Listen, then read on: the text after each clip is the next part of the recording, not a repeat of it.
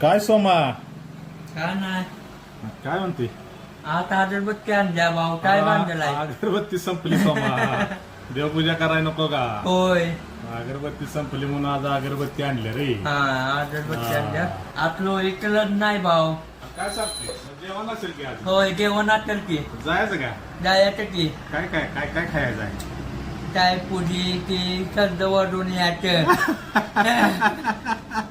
जाऊया जाऊया जाऊया जाऊया हा. काय मग आता?